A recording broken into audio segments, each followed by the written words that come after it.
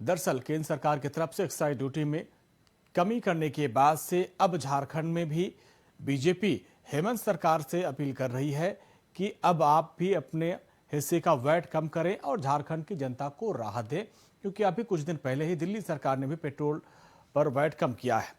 Jharkhand BJP ने तेल से वैट कम करने की मांग की है और बीजेपी के प्रदेश महामंत्री आदित्य साहू ने कहा कि देश के लगभग सभी राज्यों में जो सरकारें हैं वो वैट कम करने का काम कर रही हैं, लेकिन झारखंड सरकार की मंशा ही साफ नजर नहीं आ रही है।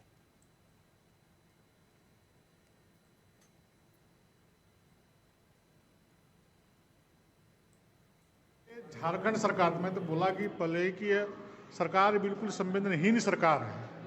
दिल्ली सरकार ने देश के अंतर्गत आने वाले बहुत सारे राज्य सरकारों ने वैट कम करने का काम किया है, परंतु झारखंड की सरकार पता नहीं क्या चाहती है।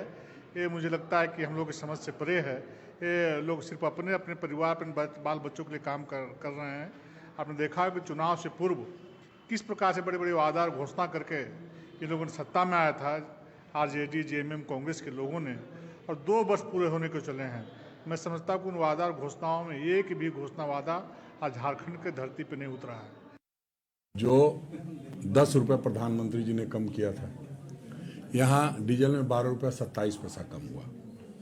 आज जो दिल्ली में घटा है, दिल्ली में 30% वैट दिया जाता था, वो जाकर के 19 पे आया है या 20 पे आया है। हम 22 लेते हैं, तो कई राज्यों में बहुत ज़्यादा लिया जाता था। अभी भी केंद्र सरकार 30% ले रही है एक्साइज ड्यूटी। तो पहले केंद्र सरकार केंद्र सरकार 50 रुपये कम करेगी, हमारे यहाँ ऑटोमेटिक 10 रुपये कम हो जाएगा।